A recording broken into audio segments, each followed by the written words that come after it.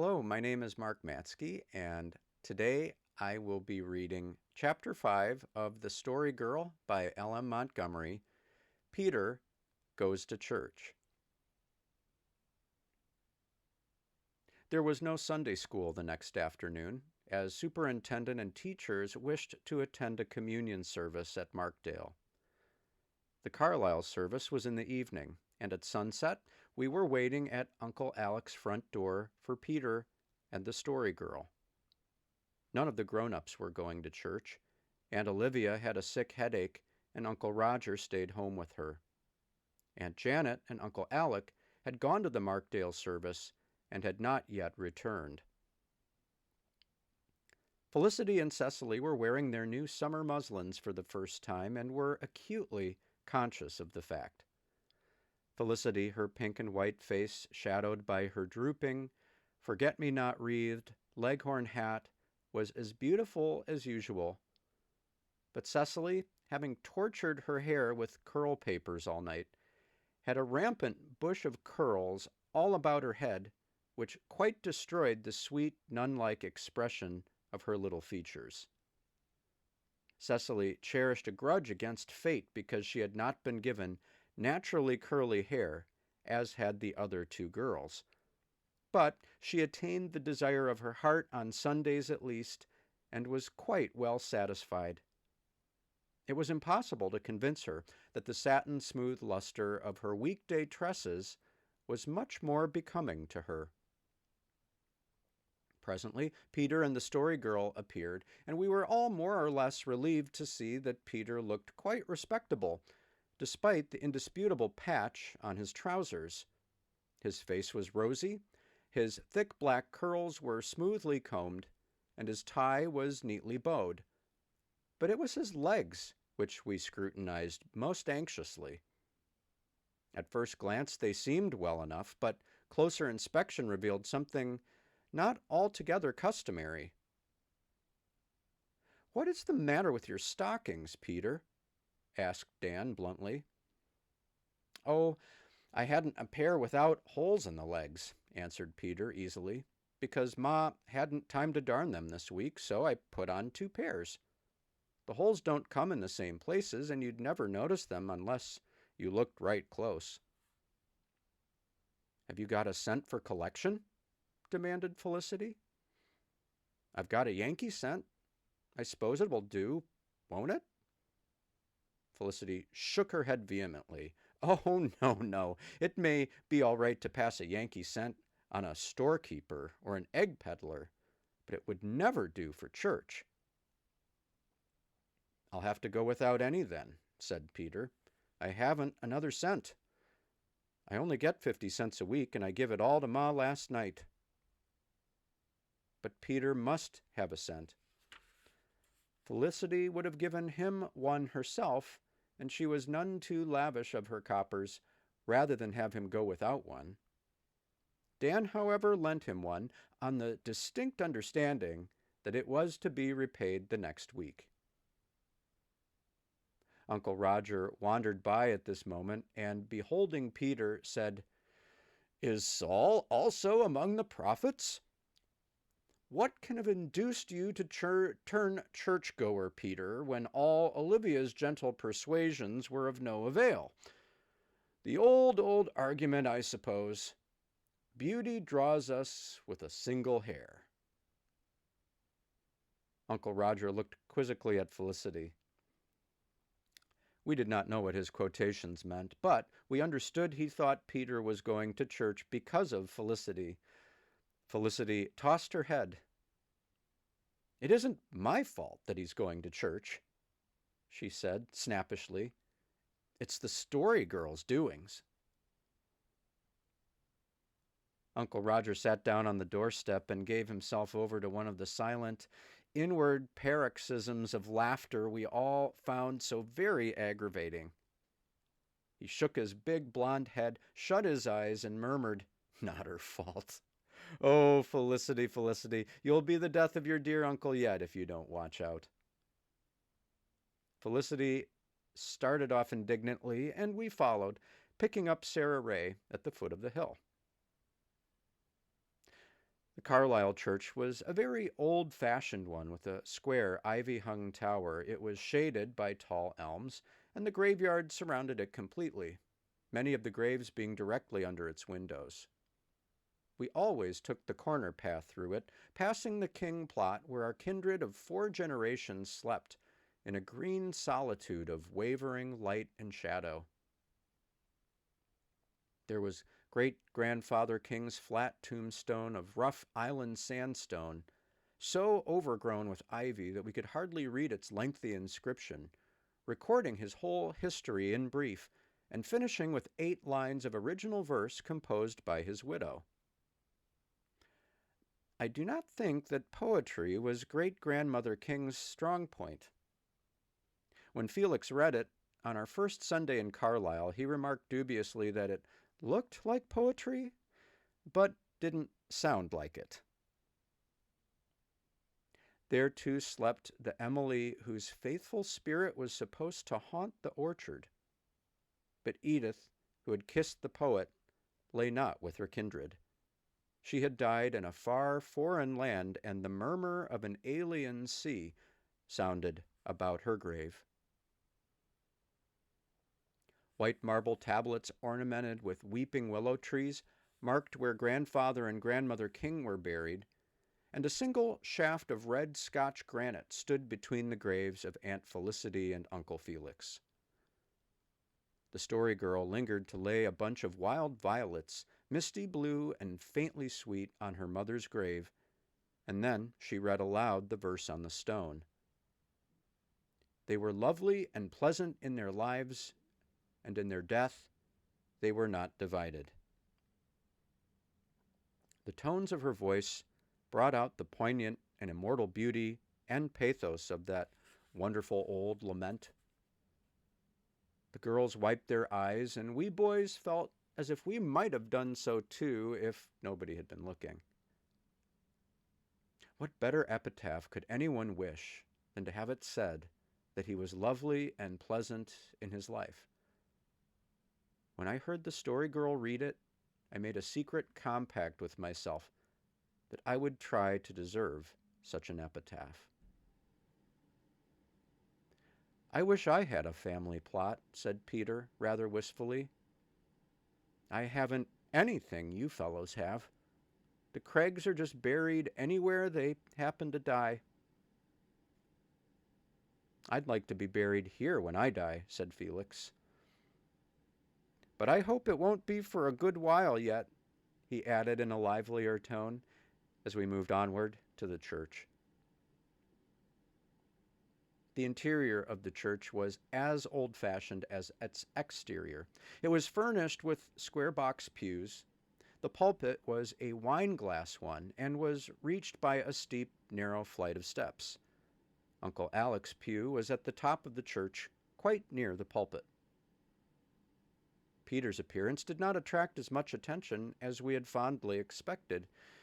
Indeed, nobody seemed to notice him at all. The lamps were not yet lighted, and the church was filled with a soft twilight and hush. Outside, the sky was purple and gold and silvery green, with a delicate tangle of rosy cloud above the elms. "Isn't it awful nice and holy in here?" whispered Peter reverently. "I didn't know church was like this. It's nice."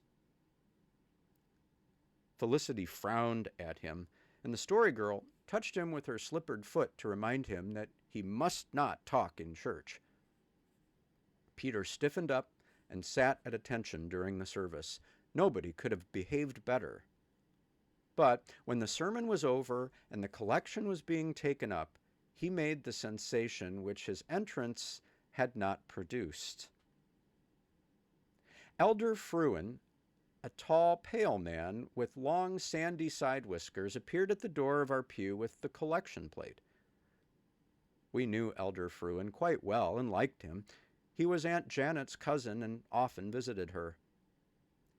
The contrast between his weekday jollity and the unearthly solemnity of his countenance on Sundays always struck us as very funny.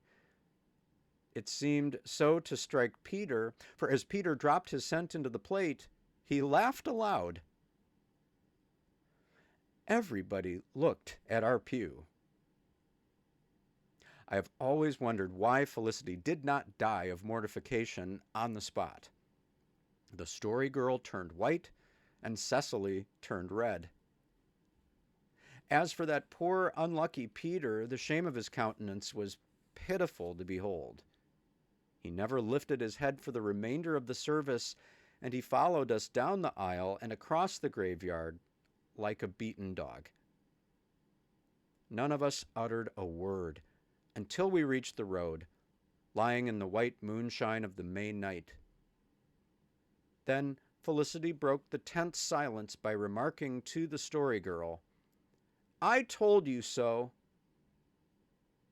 The story girl made no response. Peter sidled up to her. "I'm awfully sorry," he said contritely. "I never meant to laugh. It just happened before I could stop myself. It was this way. Don't you ever speak to me again," said the story girl in a tone of cold, concentrated fury. "Go and be a Methodist, a Mohammedan, or anything. I don't care what you are.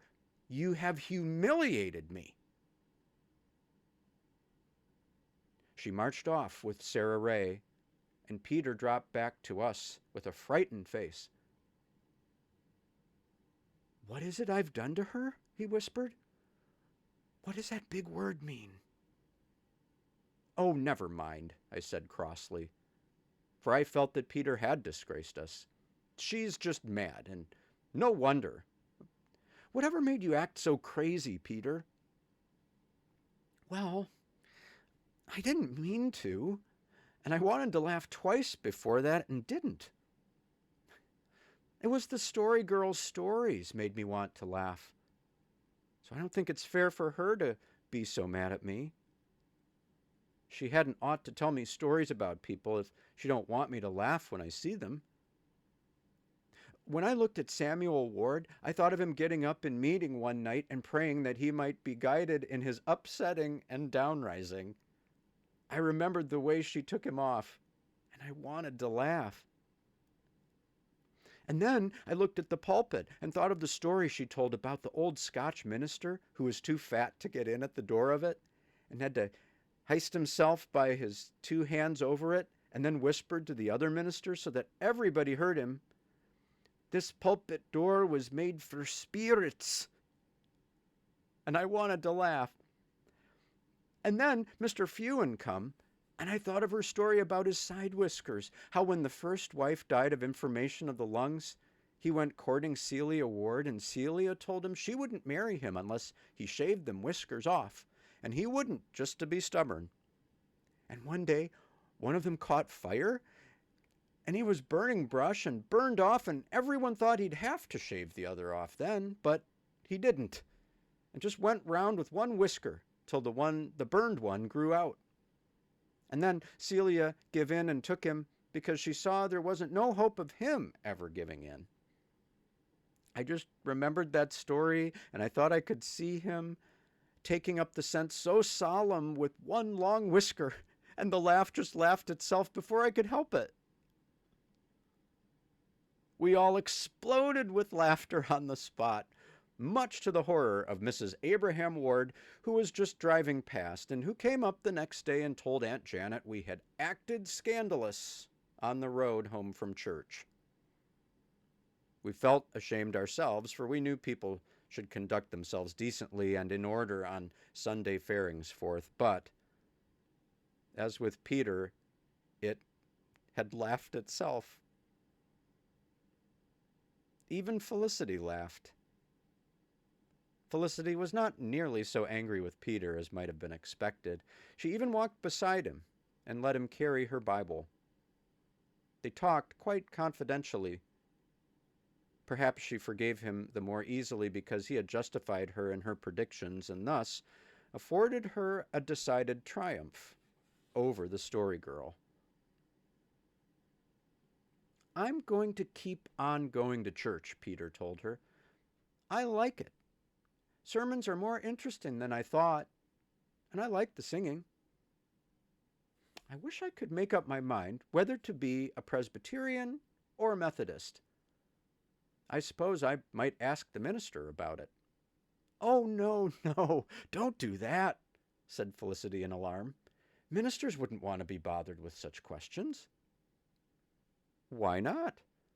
What are ministers for if they ain't to tell people how to get to heaven? Oh, well, it's all right for grown-ups to ask them things, of course, but it isn't respectful for little boys, especially hired boys. I don't see why.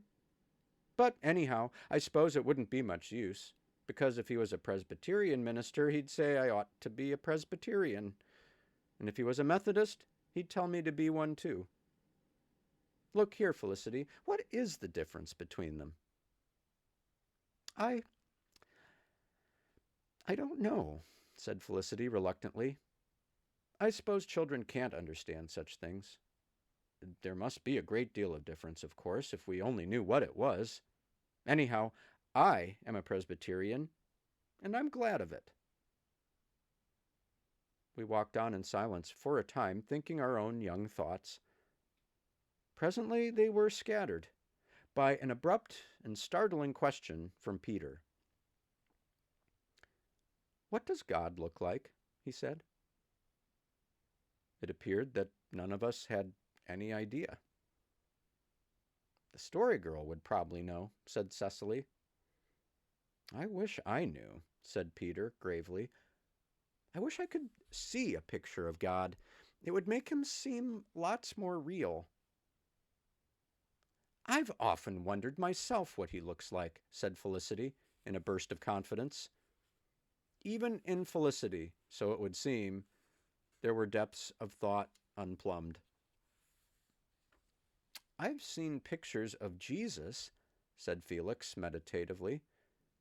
He looks just like a man, only better and kinder.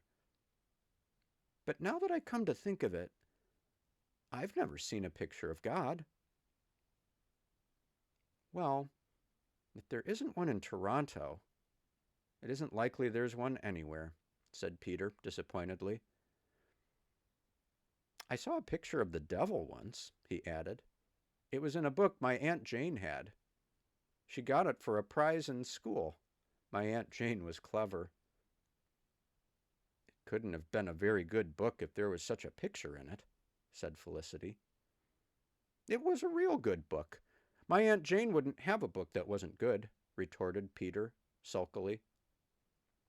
He refused to discuss the subject further, somewhat to our disappointment, for we had never seen a picture of the person referred to, and we were rather curious regarding it.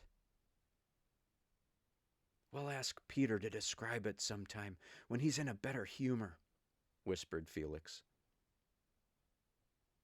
Sarah Ray having turned in at her own gate, I ran ahead to join the story girl, and we walked up the hill together. She had recovered her calmness of mind, but she made no reference to Peter. When we reached our lane and passed under Grandfather King's big willow, the fragrance of the orchard struck us in the face like a wave. We could see the long rows of trees, a white gladness in the moonshine. It seemed to us that there was in that orchard something different from other orchards that we had known. We were too young to analyze the vague sensation. In later years, we were to understand that it was because the orchard blossomed not only apple blossoms, but all the love, faith, joy, pure happiness, and pure sorrow of those who had made it and walked there.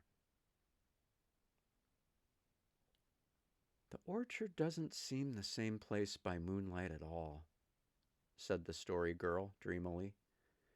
It's lovely, but it's different. When I was very small, I used to believe the fairies danced in it on moonlit nights. I'd like to believe it now. But I can't. Why not? Oh, it's so hard to believe things you know are not true. It was Uncle Edward who told me, there are no such things as fairies.